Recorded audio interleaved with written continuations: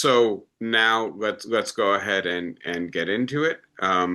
And You may be aware, I'm not sure whether it was announced there or not, but I am going to start a new series of lectures today.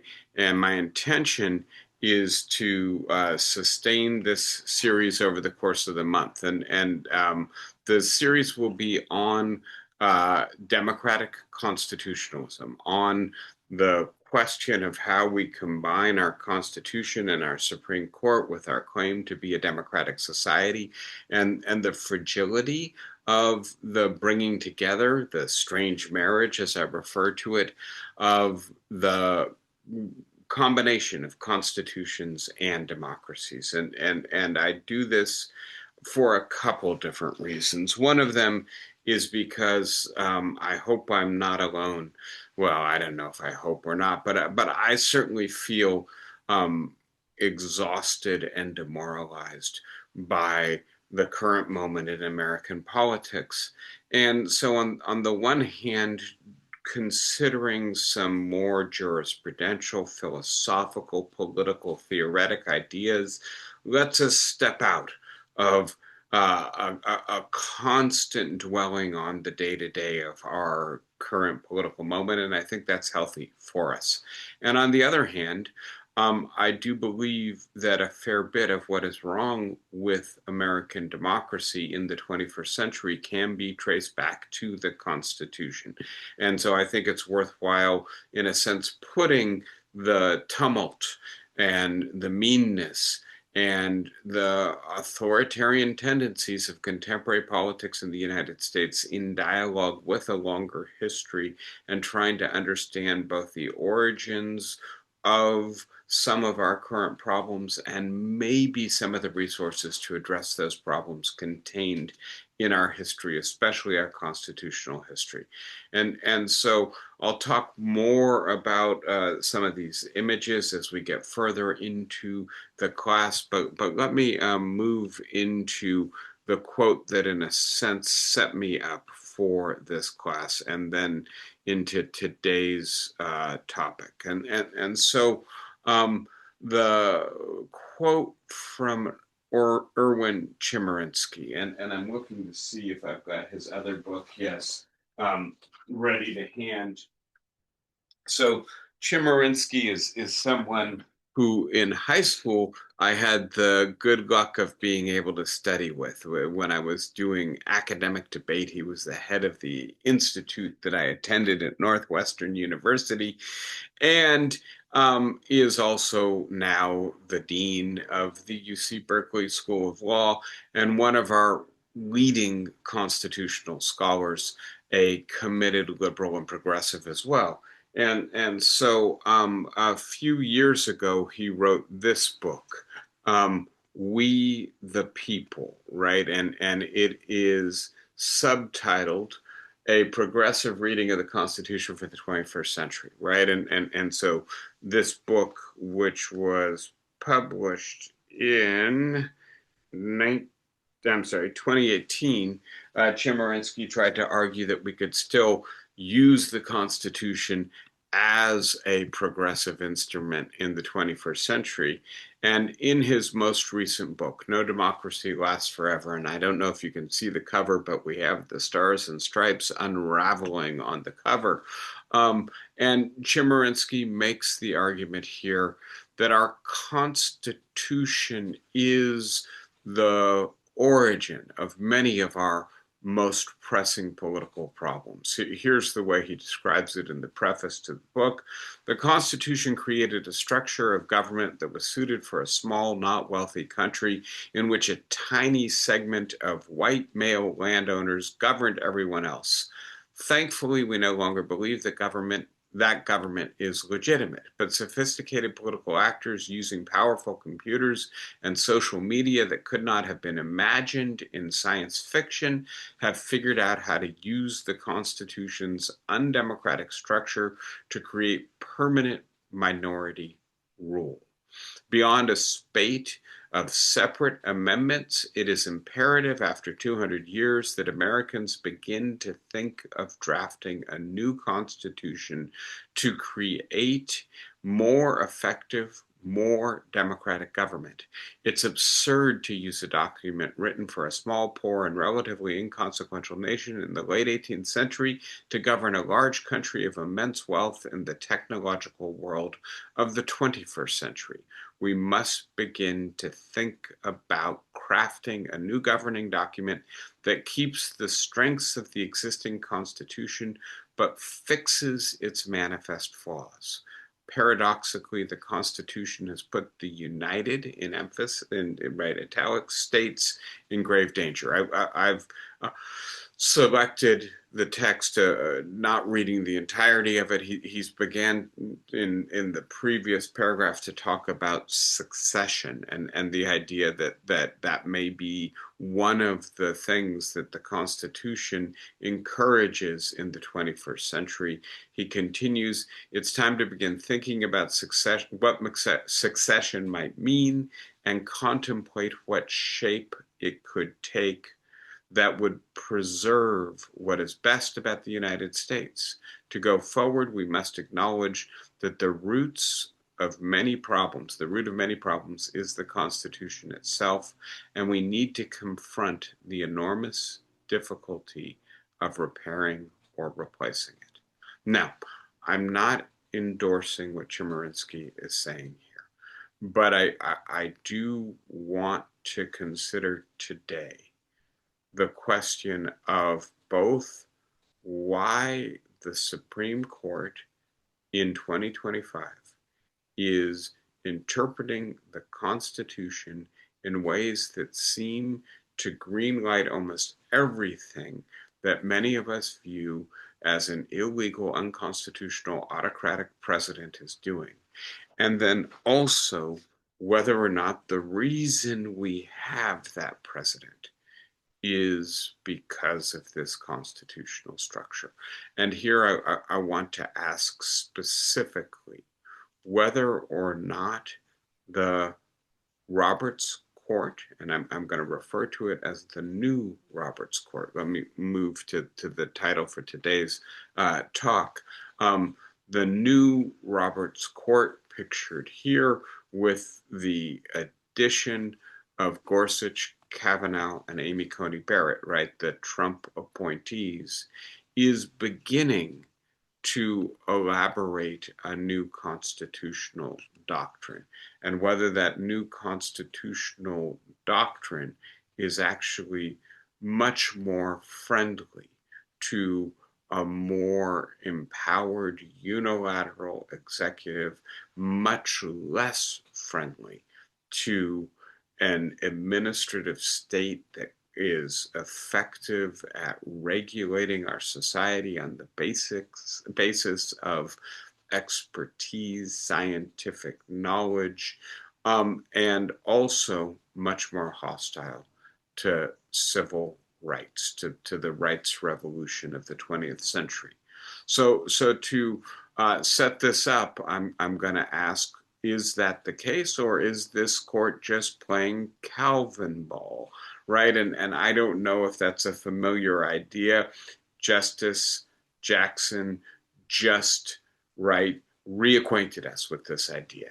It's from the comic strip Calvin and Hobbes, in which, right, the dialogue reads, you know the rules of the Calvinball rules, yeah, anything we make up, right? That's the rules of Calvinball, right? Anything that we make up is a rule. And then we have Calvin saying, this game lends itself to certain abuses, right? And then to return to what Jackson said, right? This is in the recent NIH case in which, right, a whole bunch of people who've been granted money by the NIH to do research are suing to get their funds reinstated. And the court has this incredibly convoluted opinion on the shadow docket in which they say, yes, it's correct that this money should be reinstated, but no, we're not going to just reinstate it. We're going to make each of the grant recipients who've had their grants denied go through two separate court procedures to get their money back, right? And so this is what Justice Jackson says. This is Calvinball jurisprudence with a twist. Calvinball has only one rules. There are no fixed rules. We seem to have two. That one and this administration always wins, right? And so there would be two ways of reading the new Roberts Court. The one is the one that Justice Jackson has just articulated, and Ketanji Brown Jackson seems to be very good at speaking to a broader public in ways they understand, and in burying in these dissents a hope for a future jurisprudence that is less arbitrary, capricious, and open to the president's doing whatever he wants because a majority of the Supreme Court are from the same party and agree with him. That's one reading of the Supreme Court and its current majority. It just is the partisan wing of the Republican Party. It just is on Donald Trump's side. It knows, the Supreme Court, the majority knows, it can't accomplish on its own what it wants to. It finally has a president who's willing to do it, and therefore it's getting out of Donald Trump's way, right?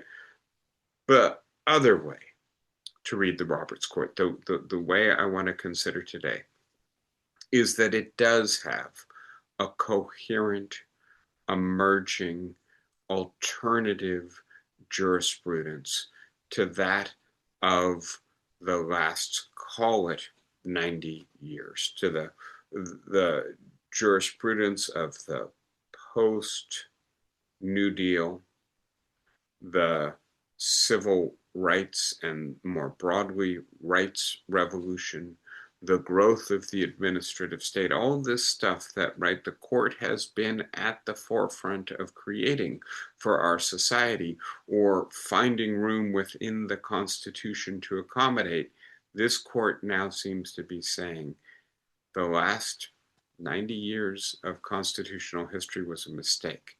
Now, because it is doing so much of its work on the shadow docket, right, without extensive written opinions. Please note, right, that Justice Jackson's dissent is a shadow docket dissent. There's not a lot of text. There's not a lot of argument. There's not a lot of briefs. The shadow docket bypasses all of that.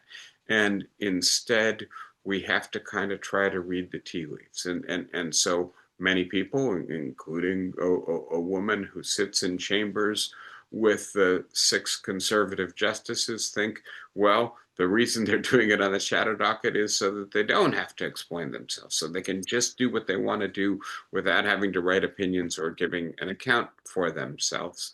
But the alternative thought here would be, well, yes, they're using the emergency docket a lot because their view of the Constitution differs from that of all inferior courts. The district courts, the circuit courts are right now getting in the way of the Trump administration based on the old constitutional doctrine and consensus.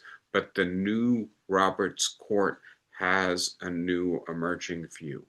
In order to consider, right, whether or not we need a new constitution, I think it's important to anticipate what is this new consensus. And that's what I'd like to do with you today. But having said that, I think it's imperative that we do this for a couple different reasons.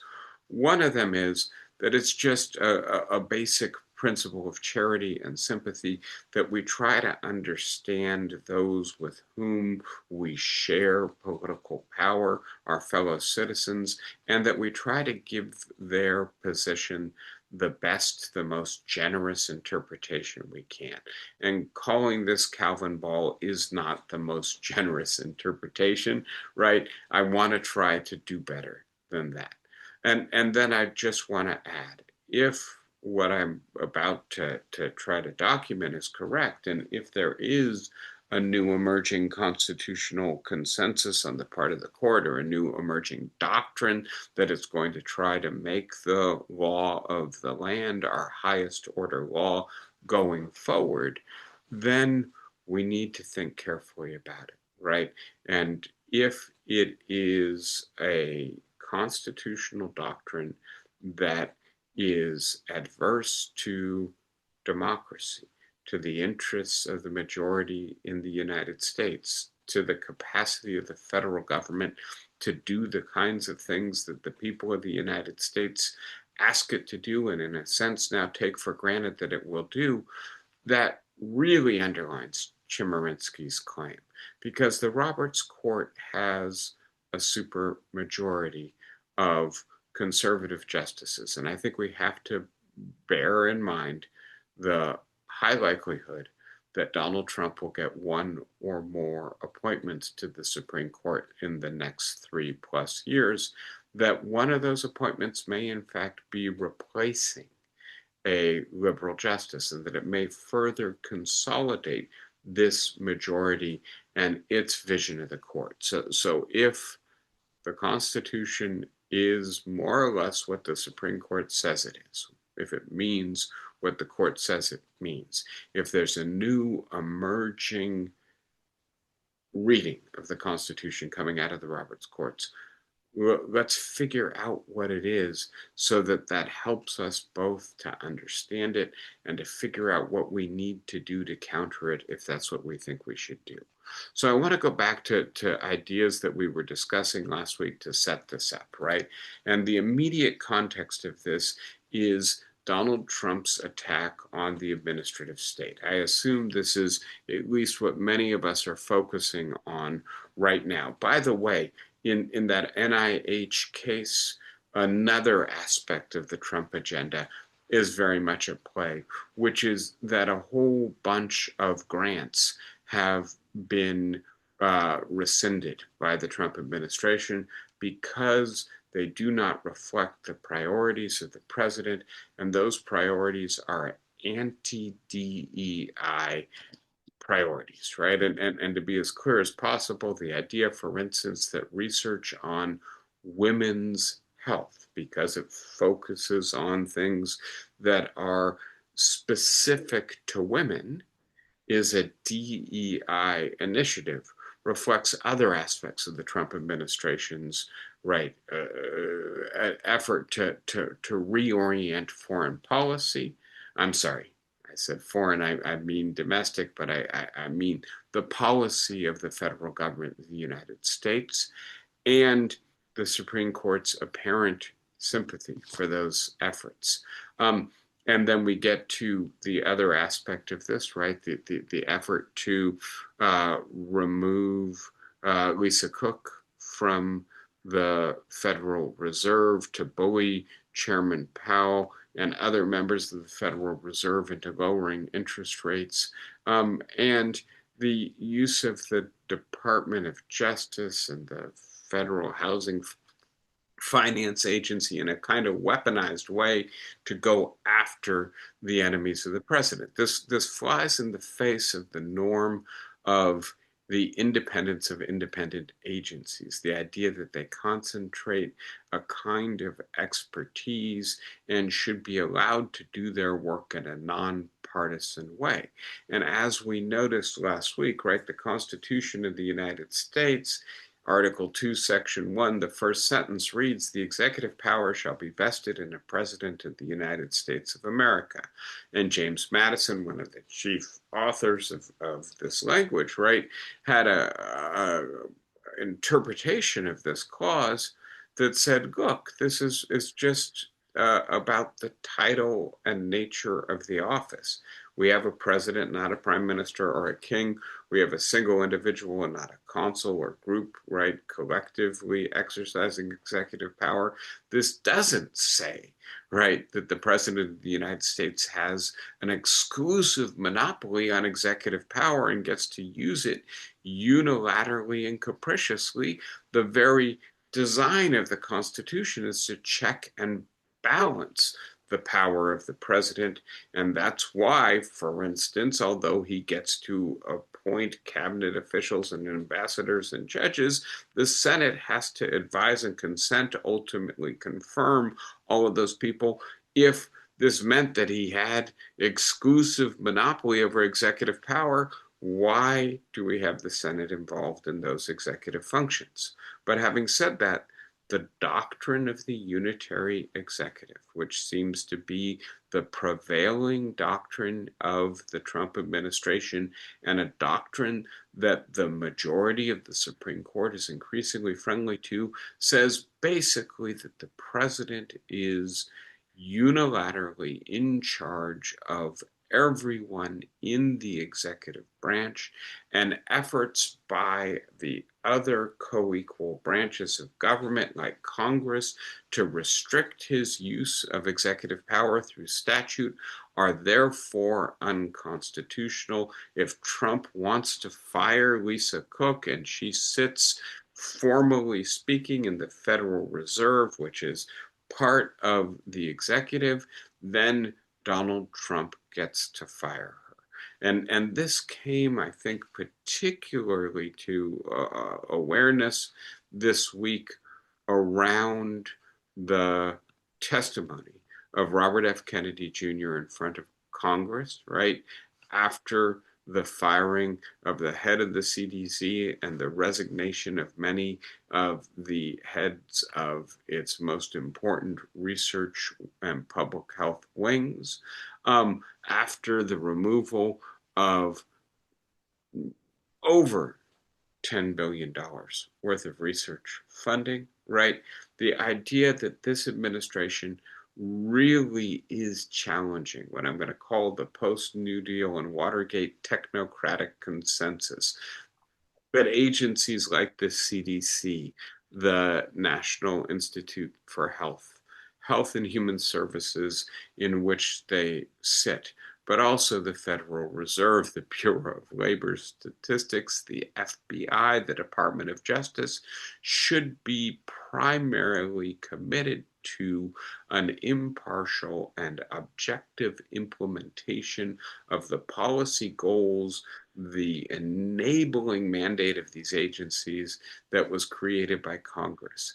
And that the reason they should is because there are relevant kinds of expert knowledge, right? The COVID virus does not, right, care about the partisan identity of the person it infects. What we need to understand in order to protect ourselves from COVID is not, right, something that has to do with partisan identity, but as opposed to that, to do with the nature of the virus, how viruses spread, epidemiology, how, right, vaccines work, immunology, and generally speaking, should not be subject to partisan manipulation or weaponization. And so that's the idea that took hold, I think,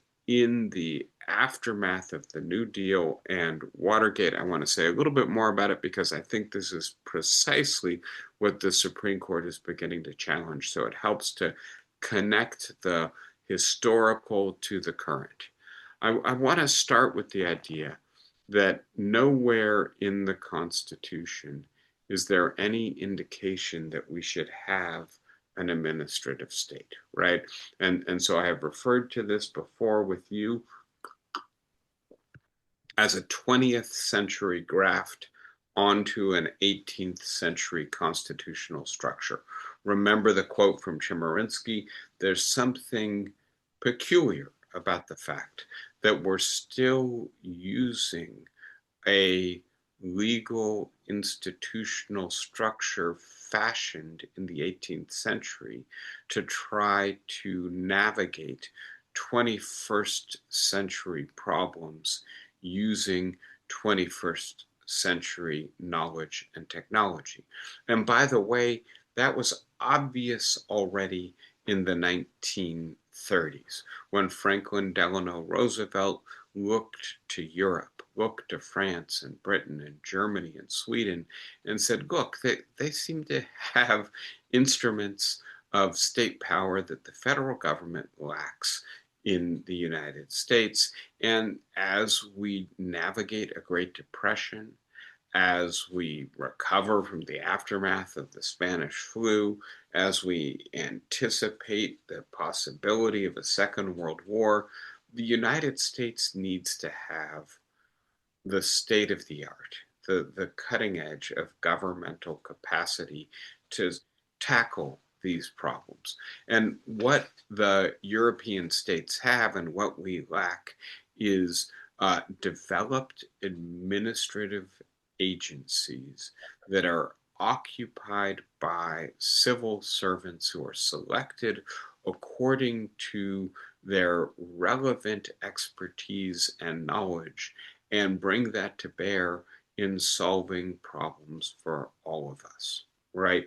And so FDR asked Congress to begin to create federal agencies that would be part of the executive branch, but that would be governed by congressional regulation, and so also somewhat independent from the president's will or whim. And this is hence the idea of independent agencies. And I want to start by noting that these independent agencies started in the 1930s, really picked up speed in the 1950s as our economy nationalized and became more of a consumer economy and more complex, as we began to worry about environmental impacts of this economy, as we began to make real breakthroughs in medical science that we wanted to incorporate into government, the right administrative state grew substantially. And that in particular, in the aftermath of Watergate and Richard Nixon, right, you've got the Andy Warhol image of him on the previous slide, the idea that well, this is a lot of power, and maybe we need to more effectively regulate it, right? And so the idea of further independence of the independent agencies, that there should be built-in institutionalized places for whistleblowers to go, right? And to make sure that the power that we're putting in agencies that are not directly electorally accountable are nevertheless subject to sufficient oversight and restraint. This became part of the post New Deal, post Watergate consensus. And when I say consensus, I think Congress created the legislation, presidents of both parties, right, from Ford and Carter through Reagan and the Bushes, Clinton and the Obamas, all agreed that this was the appropriate way to structure government. And by the way, the Supreme Court accommodated this structure in a series of decisions, Chevron being the most important. I'll speak about that in a moment. But the idea that all of this became part of what is sometimes called the unwritten Constitution. And here I'm following Akil Reed Amar, who is, again, one of our leading constitutional scholars at Yale University, and in particular, his book, America's Unwritten Constitution. And the technocratic consensus, in a sense, became part of our unwritten Constitution. Here's what Professor Amar says about that Constitution. The phrases separation of power, checks and balances, and the rule of law are absent from the written Constitution, but all these things are part of America's working constitutional system, part of America's unwritten Constitution. Since the written Constitution does not come with a complete set of instructions about how it should be construed, we must go beyond the text to make sense of the text. The written Constitution itself invites recourse to certain things outside the text, things that form America's unwritten Constitution. When viewed properly, America's unwritten Constitution supports and supplements the written Constitution without supplanting it. America's two constitutions, written and unwritten, cohere to form a single constitutional system. And so, right, to not lose the forest for the trees, the administrative state is accommodated within the 18th century constitutional structure, which does not, in fact, anticipate it, primarily because there is a consensus, and this consensus begins to inform the unwritten constitution. Presidents, Congresses, and the members of the administrative state all subscribe to this idea that we should have impartial experts staffing our administrative state. And by the way, the Supreme Court agrees and accommodates it. And what is happening in 2025? What is happening as a result of Project 2025, of Donald Trump's second term in office, and of also as a result of the Roberts Court, the new Roberts Court, increased sympathy for these ideas, is that the unwritten Constitution is being revised. That's my thesis for today. I want to stay with the administrative state for a few more minutes, and to note, right, that the Chevron decision, right, which goes back to 1978, it's a EPA decision to do with the way in which EPA is regulating a major oil giant, basically says, like, the administrative agency in question here is given this remit, given this duty by Congress, and it contains the experts. The experts should interpret the statute responsibly, as long as they don't do things that seem to be grossly in tension with what the statute permits. We will defer to the agencies to interpret with latitude what they can do. And this is part of what Congress is doing. It's giving broad authority to the EPA. Please protect the health of the people of the United States by protecting clean air and water, and then you figure out what safety demands and promulgate the regulations accordingly.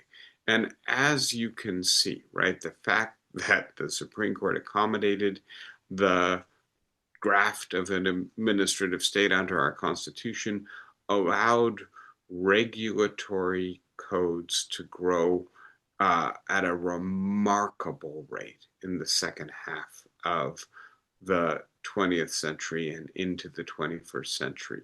It allowed, and this is accompanied by congressional budgets, the budget of these agencies to expand vastly. And so in many respects, the action of governance has migrated into the regulatory state in the United States in the 21st century, into these administrative agencies, into these technocratic corridors. And everyone agreed that that was the best way to make our 18th century Constitution work to solve 20th and 21st century problems. Well, everyone agreed until they didn't, right? And I think, right, what's important to notice is that, and there's so much happening in our politics, it's hard to keep track of everything, but the Supreme Court, the Roberts Court, 6-3 majorities issued in two different cases in late June overturned Chevron, right? And did so in a way that reflects the fact that the Roberts Court no longer subscribes to this aspect of the post-war consensus, the technocratic consensus, right? That the administrative agencies should be allowed to do what they're authorized to do by Congress, as opposed to, right, maybe being more closely supervised by the Supreme Court themselves. And liberals have critiqued this as an assault on precedent, as a violation of the principle of stare decisis, and also an assault on the administrative state that undermines its capacity to regulate the clean air and clean water, the public health, and other critical aspects of the United States and our complex society in the 21st century, right? And so the idea that the court has revised the pre-existing consensus, I think, is extremely important to notice, um, and that the Trump administration seems to be, in that sense, in agreement with the court. And here again, I think we need to notice that this is the Supreme Court not just departing from precedent and the previous consensus of both parties, but also from the lower courts. And so we've talked about this together before, right? But that the Trump administration has been using executive action at an unprecedented rate, right? No president since FDR has used executive orders to the degree the Trump administration has evoked emergency powers to the degree that the Trump administration has. And the result, among other things, is that it is being sued again and again and again for abusing its power, for doing things that are illegal and unconstitutional, and that it is losing an awful lot of the time, right? So in May of 2025, the Trump administration lost 96% of the cases that it contested, right? And it lost them at the district court level, at the appeal court level. But when it got to the Supreme Court was much more sympathetic with the Trump administration. And the idea, right, that this is just because the lower courts are more Democratic and the Supreme Court is more Republican really doesn't hold up. The Trump administration really did not do much better in Republican jurisdictions where the judge or the plurality of the judges on a panel are Republican appointees. Actually, right, they did almost as bad. They lost about 3/4 of the time as opposed to 80% of the time with Republican judges. What is striking, and this is, I just think, so important to see, right? That the number of injunctions against the Trump administration far exceeds any previous president. That the number of lawsuits brought against the Trump administration are just really without any historical antecedent, and that the courts really were standing in the way of the Trump administration until the CASA decision, right? And this is the decision that concerns whether or not lower courts can create nationwide injunctions, and they disallow, right, nationwide injunctions. And this changes, right, a whole bunch of other cases and invalidates many of the stays and injunctions and losses of the Trump administration. And so the Supreme Court has really, in important ways, not just enabled the Trump administration, but disempowered the federal judiciary to stand in its way. And I think one way to read this is that the Supreme Court is announcing to the inferior courts, we have new constitutional doctrine, and you can't just keep doing things the way you've been doing them. And so this then leads me just for a moment to think about one other place that this has been extremely important, and that is on the so-called shadow docket, right? There's a regular docket that the Supreme Court uses in which the calendar is announced, right, in early fall. It's being announced now, right? And then the court solicits briefs, both from the parties, but also amicus briefs from others who have opinion. They set a date for a hearing. They then have both sides make their arguments. They get questioned by the justices of the United States Supreme Court, and then those justices retire to their chambers, begin to draft their opinions, and try to assemble both a majority of the court and a line of reasoning that is able to convince that majority, right? And so this is a highly deliberative, protracted, slow process of judicial reasoning, and it generates law. It generates opinions. It generates holdings that allow lower courts to understand what the court is thinking.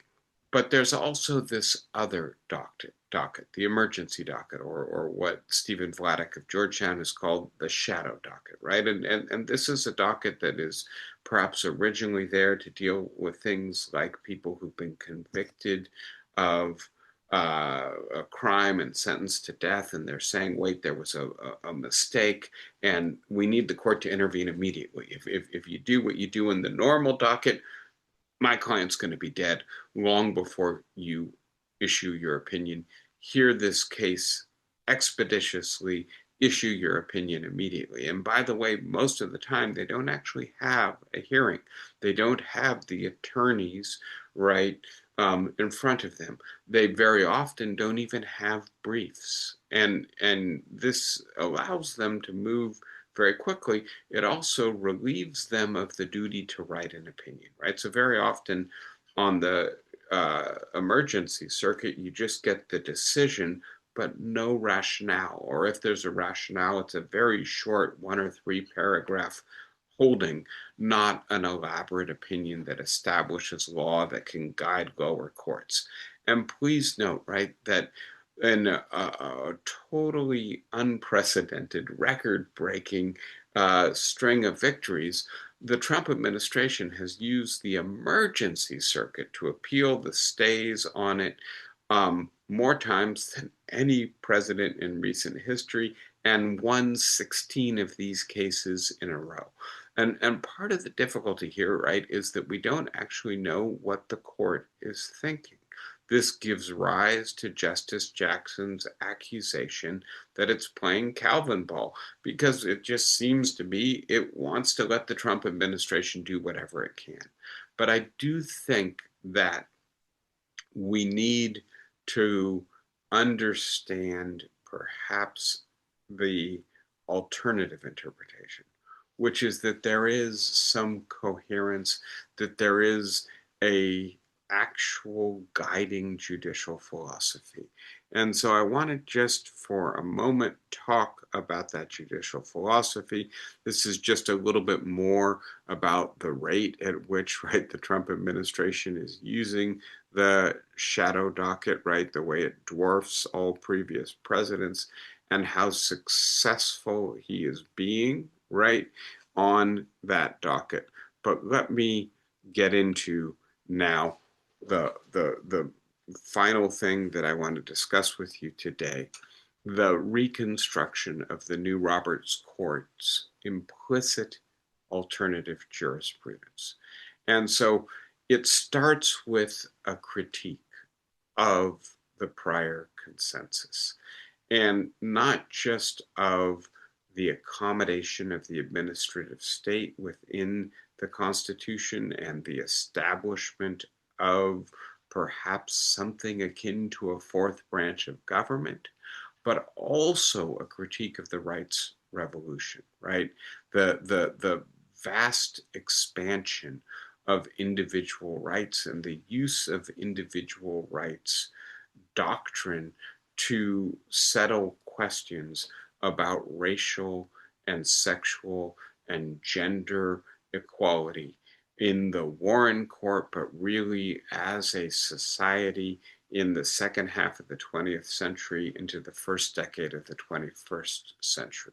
So what the court, I believe, holds, or what the majority, the 6 people in the conservative majority believe, is that these developments were unconstitutional aberrations, right, from the core and correct meaning of the US Constitution. And so, what they're beginning to do by allowing Trump to do what he wants to do is not just partisan Calvinball, it is restoring the Constitution to its original meaning and its correct interpretation. When it comes to the rights revolution, the idea that we have a robust form of civil rights that protects racial equality, that we have bodily autonomy and procreative freedom because there is implicit in the Constitution a right to privacy, that these are in fact not protected by the Constitution in the ways in which the Warren Court and mid-20th century legislation held, that at best these are political questions that should be subject to revision by ordinary majorities via legislation, and at worst, these are violations of states' rights. So we have a voting rights bill or act that imposes limits on what states can do in terms of how they regulate their elections. And the Constitution gives the states the power to regulate the elections. You're violating states' rights when you impose civil rights standards on the voting regime, right? And similarly, this restricts the popular will. These are political questions. If the states or the country wants to abolish abortion or prevent people from gaining the capacity to change their gender or to marry in a same-sex way, the Constitution should not be abused to read out of it a violation of rights that the court then prevents the state or the people from doing.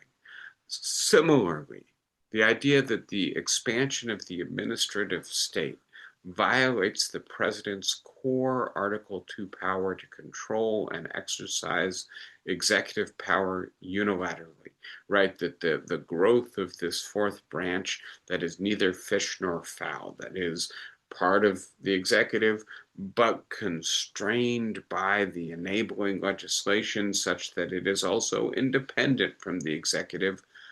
Well, okay, so as long as there was a consensus that everybody wanted to do this, maybe we should accommodate it within the Constitution. But once that consensus breaks down, we cannot invoke constitutional authority to protect it. The president has the right to do what he wants with the CDC, or the Secretary of Health and Human Services has the right to do what he wants with vaccination. And if the experts in that agency don't like it, well, there's the door, right? And that I'll just note very quickly, right, that the rejection of both of these ideas, the rights revolution and the accommodation of the administrative state, rest ultimately on originalism as a theory of how to construct or interpret the meaning of the Constitution. And so, yes, the 14th Amendment does protect equal protection under the law and due process, but to figure out what that means, we need to go back to the context of the 1860s in which it was drafted and not use it to get other ideas that appeal to us in the 20th or 21st century, but were far from the intent of the people who drafted and ratified those amendments, right? And we're going to have to talk more about this, that this is an originalist majority on this court, and whether it's a deep, principled, consistent originalism or an originalism that is bounded to certain issues and not dispositive for other issues is one question. Another question is whether or not originalism makes sense as an interpretive stance. Those are deeper issues that we need to think through as we think through the nature of constitutional democracy. But I think for today's purposes, just noting there is an interpretive stance. It's a very conservative interpretive stance. It says that we are bound by what people meant or thought, or what words meant or were intended to mean in 1787 to 1791, or in the 1860s, or in the second decade of the 20th century, the periods in which we did some constitution writing and constitution amending, and we don't get to depart from that unless we have new amendments. And then I want to note one other thing about this critique, and that is that it represents a serious argument about the limits and problems accompanying 20th century American government, and that it finds advocates not only on the right but also on the left. For instance, the idea that the administrative state is readily captured by the industries that it regulates, and that it is therefore increasingly not doing what we want it to do, and that in addition to that, it is democratically unaccountable.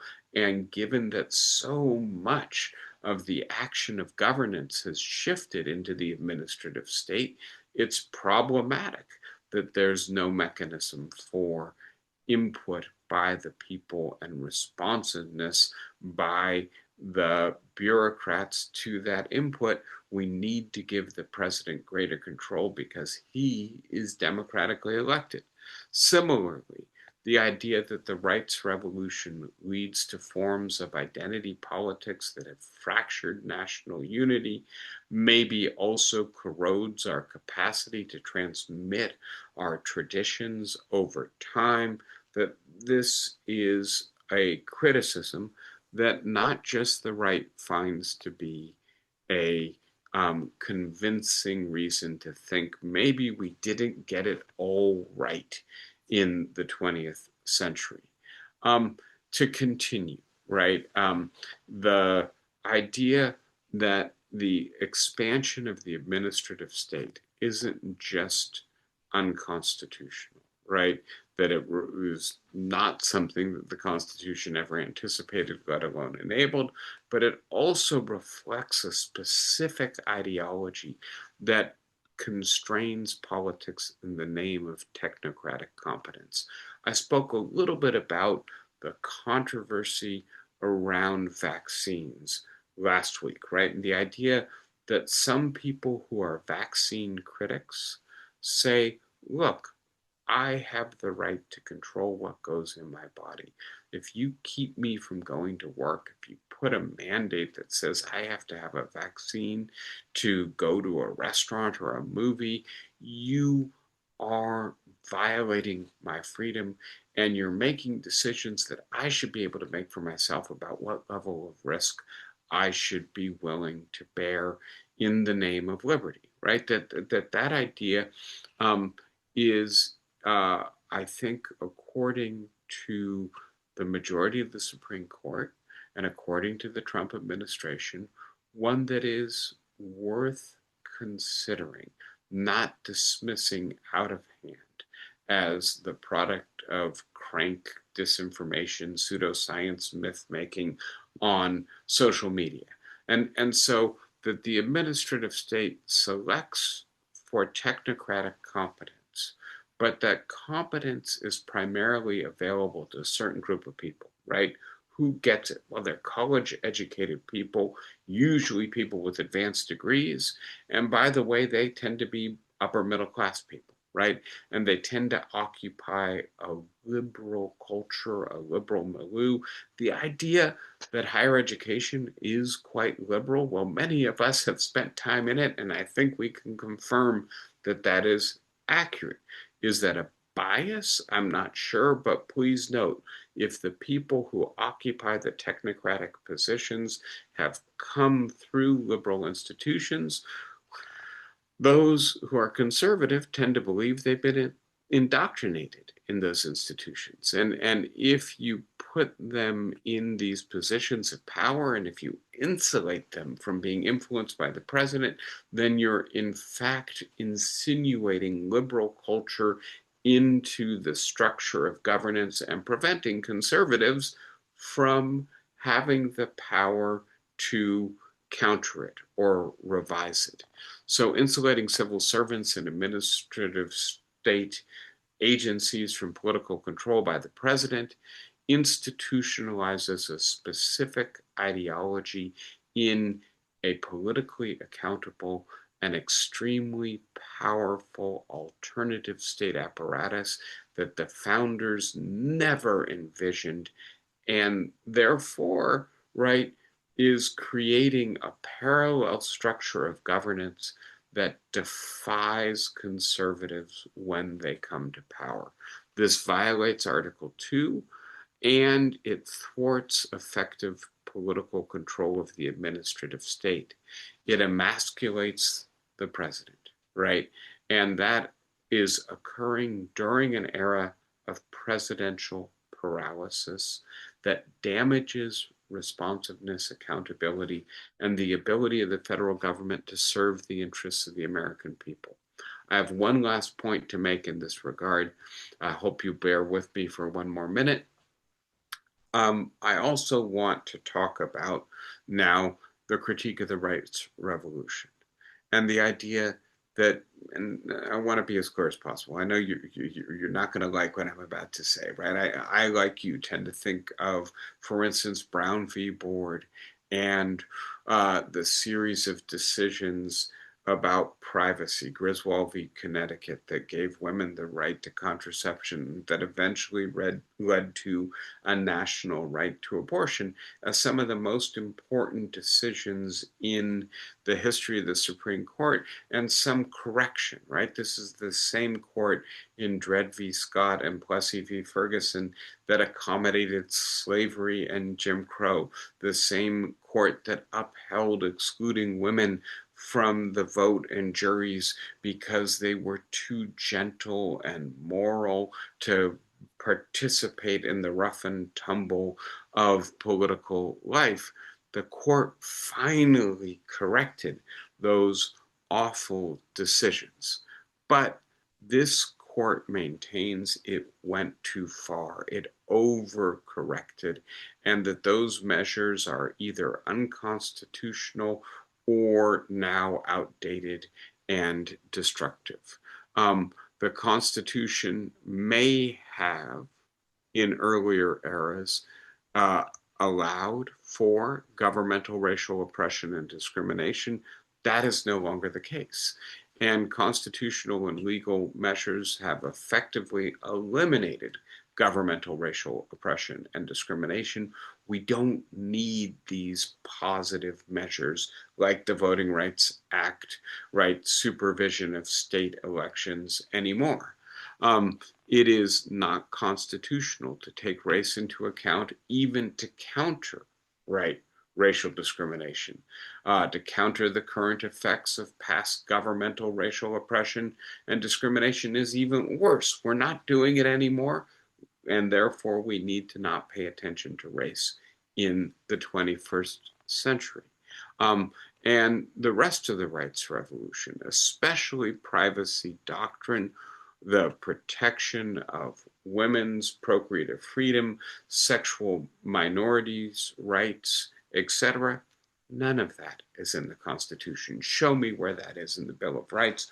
What do you mean it's in the penumbra of the Constitution? The Constitution doesn't have a penumbra. It has a text. We are textualists. We are only going to be ruled by law if we don't creatively find things that are not in the text. We need to limit ourselves to the original meaning of the text. And by the way, excuse me, this new doctrine, right, the privacy doctrine and all its implications, is hostile to traditional religion, that finds it to be offensive, and that religion is both protected by and reflected in the Constitution.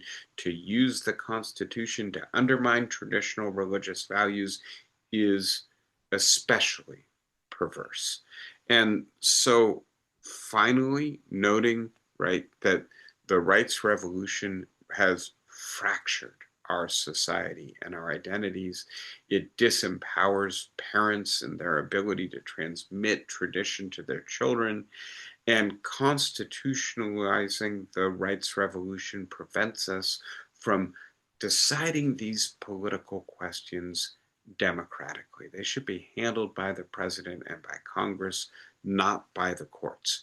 Now, if what I've just described to you is the implicit jurisprudence of the new court, right? John Roberts, joined by Gorsuch and Amy Coney Barrett, etc., have really coalesced on these ideas. Then we need to ask ourselves, is this a serious? Is this a valid? Is this a defensible reading of the Constitution? If it is, well, then do we accept it because the court has the authority to resolve controversy about what the Constitution means? We were very happy with the court doing that when the Warren court was doing what we liked. We have to put up with the Roberts court doing it when we don't like it. What's good for the goose is good for the gander.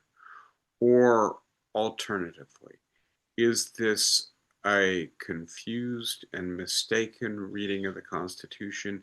If so, how do we counter it? How do we resume constitutional politics in the 21st century to make it clear this Constitution speaks in the name of we the people of the United States, and we the people reject what these 6 justices in robes are saying, not in our name, and we want our Constitution back? Or a third possibility, is it as Chemerinsky suggests, that the reason that this Constitution opens itself to this reading is because it's an outmoded document that needs to be seriously revised in order for us to be able to continue as a liberal constitutional democracy into the second quarter of the 21st century. Taking seriously the idea that the Roberts Court is not just playing Calvinball, is not just the Republican Party's judicial wing, but is defending an interpretation of the Constitution that has some minimal coherence to it, helps us to face those questions. That's where we'll be going in the coming weeks. I'll stop there for today. I want to hear your questions, your thoughts, your comments. Who wants to start us out? Flossie, and I'm glad somebody's there to help you unmute. Thank you. Go ahead. Oh, 1 second. There you go. All right. Yes, good. David, I get my opinions largely from the way you lead them. If I don't hear you, I turn to the press. Um, and I rely on PBS a great deal. And I noticed that their commentators have changed quite a bit, as they're no longer altogether white, and they're no longer altogether men. In fact, one of their leaders is a lovely young woman of color, and I think rather intelligent. And they are, the gentlemen on PBS are very firm in their beliefs. And I think they are very careful too about how they work with or against Trump. Also, there is the presence of David Brooks, is that his name? He's been around a long time and he has moved back and forth. I rather tend to listen to him. He's changed his mind and his life several times, and I have to hope that I'm doing the right thing. I used to rely on MSNBC a great deal. I'm no longer sure. Is that the thing? Am I moving in the right direction? I Yeah. know, yes, I shouldn't be a child about this, but I am limited in my sensory abilities. And I think that I have to be guided by people who are solid and yet capable of changing their minds and not afraid to and hopeful, as I think you are. Thank you, Flossie, and I appreciate what you're saying about me personally, but I also really like the question you've posed here. And let me start by noting we live in a moment of epistemic anarchy, right? And so how should we know what to think when you can change the channel if you don't like the news and you'll get a different version of the news, right? And so new economic data came out yesterday, seems to indicate that the economy's ability to create new jobs has really stalled out. And if you turn on MSNBC, it's, we told you so. These Trump policies are a disaster. They're killing the economy. And if you turn the channel to Fox, you hear actually this is just the deep state trying to damage the president. Give it a little bit of time, but his policies are going to restore economic growth and manufacturing and a booming economy that works for all of us. And then you turn to PBS and you get a more nuanced perspective. And so I would start by noting the more ideological the source, right, the more likely it is that the news you're getting is distorted. But then let me add very quickly that I think one of the things that is imperative to do, given how much bias and disinformation and how hard it is to figure out what to think. I have a hard time with some people who I like a lot, but who are much more different in their views about Israel than mine, right? And so they're always trotting out what they claim to be information about what's going on in Gaza that I don't think is valid. How do I, first of all, make sure that what I believe doesn't just reflect my priors, doesn't just confirm my biases? And how do I then find evidence maybe that allows me to sympathetically understand the other side and to be in conversation with them? And so I would suggest multiplying sources. And then I'm going to add, by the way, what I'm trying to do with you today is a version of this, right? I'm trying to say the Roberts Court, I don't agree with them. I don't agree with their interpretive stance on the Constitution. I don't agree with their critique of the previous consensus. I don't believe with where they're going. I don't agree with where they're going. But having said that, I have to at least do my best to understand their motives and their views. And that's really important to do. And so I would encourage you also to think through whether it's the Wall Street Journal or something else, a more conservative but still generally reliable source of information. PBS is a very good place to start, Flossie. Thank you for the comment. And then there was just one more point you made that I think again is important, right? Which is that PBS now has more diverse correspondence, more diverse opinions. It's brought David Brooks in to be a conservative, but it also has women of color reading the news, etc. And I do think that matters. We are a diverse society, and perspective shapes what we learn and know, right? And so exposing yourself to diverse perspectives from one source or multiple sources is extremely important. Thank you. I'm glad we got to hear you this week, Flossie. Valuable as always. Um, Anybody else with a thought or a question for today? Yeah, Barbara, go ahead. Please unmute yourself.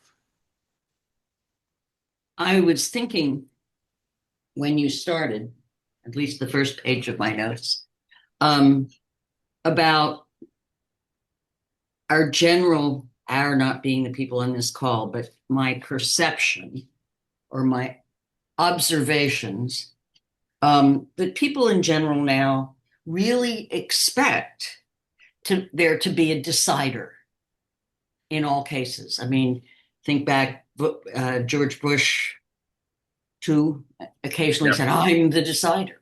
Yes. And people really believe it. I'm looking at occasionally for the last more than a decade, people in Oakland, which is a relatively not conservative area, expecting the mayor to fix things. The mayor should. We elected Barbara Lee, so she would fix, and it's 3 months into her term and it's not fixed yet.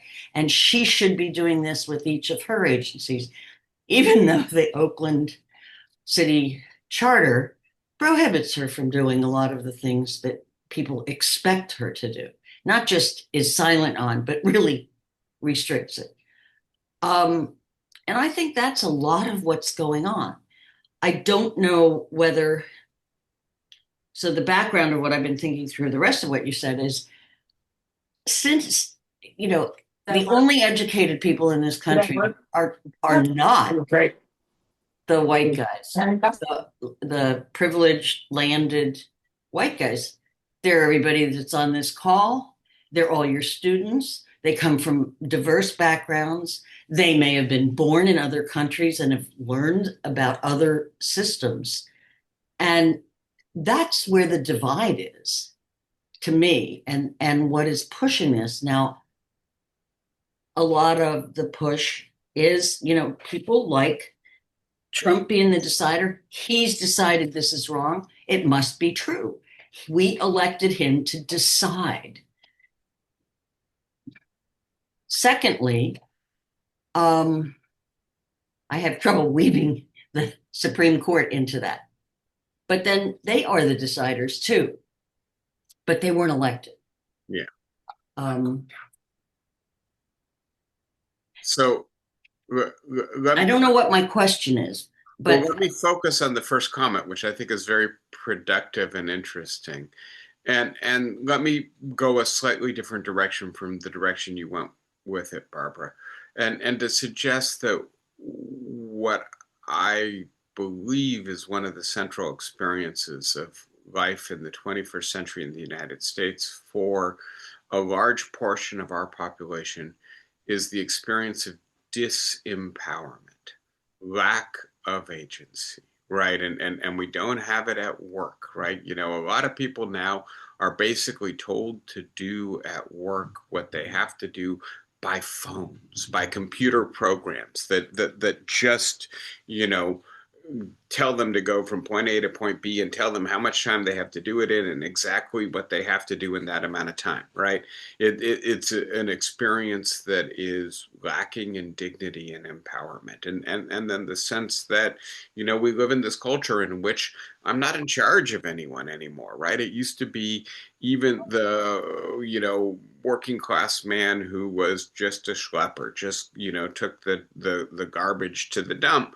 At least when he went home, there was a woman he was in charge of, right? And now that seems to be gone. As a matter of fact, in many families, the woman is doing better than the man economically and demanding more equality within the relationship, right? And we could continue, but this desire to have somebody in charge, to have somebody who effectuates our will, who acts decisively to accomplish things for us, right? That waxes and wanes in democratic politics. And I do think it goes up the desire to have an empowered leader, a strong man or woman in Jordan Lee's case, as the experience of ordinary people with a lack of power in society waxes and wanes. And so if we don't want as much of an immature desire for our leaders to be wizards who get things done, and then we give them the power to ride roughshod over everything else. We have to think about how we might lead people to feel a little bit more empowered in the workplace, in their everyday life, so that they demand less of a fantasy of empowerment from their leaders. So that's where I'd go with that idea, Barbara. It's, I'm kind of riffing off of your comment. I hope that's useful. David, I see you've got your hand up. Go ahead. I'm going to move my computer while you talk because I got to get plugged in or else it's going to die. Go ahead, David. Yeah, I was just going to say that maybe this unitary executive thing is will turn out to be a be careful what you ask for phenomenon, in the sense that uh, when a Democrat, assuming that it ever can happen, a Democrat gets elected again, well, the fact that the Trump administration used the unitary executive to move us in a more distinctive ideological direction, create an impulse on the part of Democrats to move us back the other way in a distinctively ideological direction. And will we end up with the swings between a Republican and Democratic administrations being wider in terms of philosophy and using like executive orders to change policy and the like. Will we just end up being even more ideological in our swings and movements than we are now? And will Democrats say, well, what's good for the goose is good for the gander, and play the unitary executive game, or will they try to do what's right by the Constitution? And I'm thinking now of the California and the Newsom initiative to have to do gerrymandering to counteract Republican gerrymandering as a direct violation of the democratic ideal of independently decided uh, representative districts for congressional elections. Yeah, and so I'll say two things to that, David, very quickly. One of them is, you know,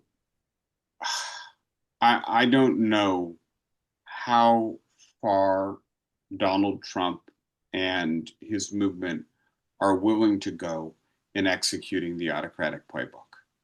But one outcome of the execution of that playbook, and I want to note they've been really fast and really thorough, faster and more thorough than the Hungarian or the Russian autocratic consolidation of power, right? So far, it's only 8 months into this administration. And I think most people, myself included, thought that there was really no way that it could be successfully executed in the United States, given our institutions and culture. And yet here we are seeing so much success in the execution of that playbook. That raises the question, when will the next Democratic president gain the White House, right? Will there be ongoing efforts, right? We've got today announcements that the National Guard is going into several further American cities. I shouldn't say announcements, news that there are plans underway, for instance, to get into Chicago, etc. And the idea that, as I suggested to you last week, right, that a $30 billion ICE budget doesn't make sense if all ICE is doing is immigration and custom enforcement. So I think we have to take seriously that this is not something that both sides are going to be able to use. And then I would add very quickly, by the way, we'll have to see if Justice Jackson is right, that this is Calvinball, right? Will the Supreme Court allow the Democrat to be a unitary executive, or is this a rule that only works for Donald Trump, right? But having said all of that, let me then imagine the scenario you're imagining. A Democrat is in the White House. Democrats have control of both houses of Congress. The Supreme Court does say we meant what we said, and now it's your turn. You get to be a unitary executive too. Should the Democrat want to do that, right? And here I would say something that I'm going to elaborate in future talks with you on this. I don't think we should. And the reason is it's a defective understanding of democracy, right? It's failure to respect our internal diversity as a society. If, right, the antidote to Donald Trump is a Democrat shoving their policies down the throats of 40%, 50% of the society who fundamentally disagrees with it, then we can expect the next time a would-be autocratic Republican is elected, they're going to be even more, right, autocratic and ruthless than Donald Trump, right? And so down this path, you're right. It means the stakes of a presidential election become incredibly high, but it also means the relative disempowerment of Congress. And please note, right, that Congress actually contains the diversity of our society. Are you guys hearing the East Coast thunder? We're entering thunderstorm territory right now. But having said that, right, the idea that, frankly, we should want the executive to execute the law and not to be the initiator of all political action in our society, that we should want Congress to return to being a deliberative body or to become a deliberative body in which the diversity of perspectives of our society is acknowledged and respected and not overridden by majority fiat, right? That's a better functioning democracy. And then that raises Chemerinsky's question: does this constitutional structure allow for that to function in the 21st century or not? So that would be my preview of themes to come, David, that you're raising. Did you want to follow up on No, I that? just wanted to say, by that logic, you must think that the Newsom initiative in California that's going to be on the ballot this fall is crazy because No, I don't think that. If I understand the initiative correctly, it's a temporary initiative to counter what's happening in Texas. And look, our principles cannot be grounds for unilateral surrender, right? And so if we continue to play by the rules as we see them and the other side doesn't, then until we fix the rules, we have to figure out some way to meet the other side and not let them ride roughshod over us. And so I'm not up to speed on all the details of what's happening with the Newsom initiative, but I'm inclined to think it might be necessary. And by the way, it's a really complicated conversation, but should we still have single member territorially based winner take all representation for Congress? Maybe the solution to this is large districts, multi-members, more proportionate representation that would more accurately represent the diversity of the people of the United States in Congress. Yeah, so there are solutions beyond what Gavin Newsom is proposing for 2026. And go ahead, you got to unmute yourself. Yeah, you mentioned several times when talking about the Supreme Court, and they're deciding as was originally stated, or in the intent of the writers, but they have no idea what the intent of the writers was. So I think it's very important to always put that caveat in. It's the current court's interpretation of what they think the original writers meant.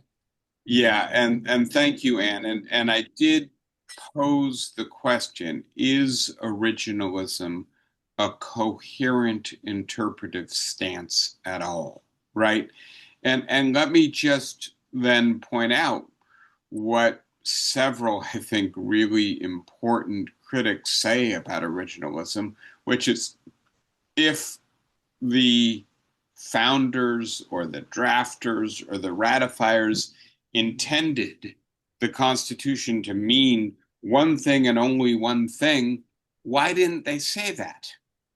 Right? Maybe their intent was precisely that we interpret the Constitution according to our standards, not according to their standards, because it's a democratic document, not a form of intergenerational tyranny, right? Which is an idea that was very much current because Thomas Jefferson was saying again and again, we can't bind the future by our will. We have to create an open-ended document so that they can interpret it.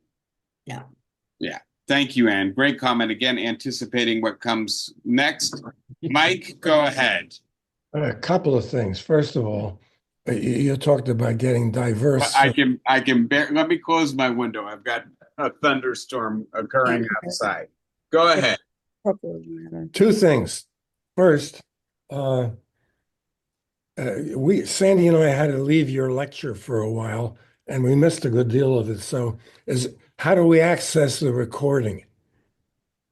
So probably somebody else is better than at answering that question than I am. I put it on YouTube, and then I share that link with Genevieve and Cheryl. And my understanding is that there's a mechanism via which it's shared with the rest of you. Okay. I know that David Pearson and John Campbell have initiated emails to many of the people in this class before. They probably have that link. But Mike, Sandy, do you guys have my email? No. No. But D. you can Parrots? get it through YouTube. You can get it. Ruth, go ahead. Say it again. You can get it through YouTube, and usually Genevieve posts it on Cubico. Okay. Then Under, we'll find under it. activities, yeah, and David Parrott's lectures. Oh, okay. I know how to do that. Great. Okay. Thank you. Thank you. That's helpful. And if you want my email, let Genevieve or Cheryl know that Okay. I've said you can have it. Many people here have it. I think Anne has it. I think Ruth and John and David have it. So feel free to ask them and email me if you're having trouble finding it. Okay, Mike? Yeah, we'll probably be pestering you now that you revealed that. Pestering is most welcome. Yes. Anyway, the other thing was, when we finally got back to your lecture, I caught a quick reference to how can one get diverse information about what's going on with the Israel's defense forces. And I wanted to recommend that you might try as a source JINSA, the Jewish Institute for National Security Affairs, which is on the web, and which is a consortium of military guys from both the American military and the Israeli military, which is pretty reliable. Thank you, Mike. I'll take a look, and I'm curious to see what kind of information I can get that way, because it is tricky at this point to know what to rely on. Yeah, because I know that Sandy and I think that the PBS that we rely on a great deal is nevertheless, we feel, slanted toward the Arab point of view rather than giving a equal treatment to the Israeli point of view. Interesting.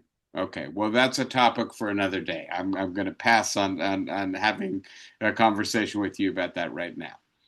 All right, everyone. Oh, Barbara, go ahead. You wanted to come back real quick because it is time for me to go close the open windows before I get inundated. But please, because I would like to end on an intentional, hopefully not seriously humorous, but humorous note. The future looks like we're going to be developing a game of pickleball played with grenades that we don't know whether the pins are in or out. That's an interesting image. It's either pickleball or Calvinball, huh? So I guess I don't know if you guys are Calvin and Hobbes fans. I am, and those are some of the really funny strips. I think I like that better to pickleball with grenades. All right, everybody.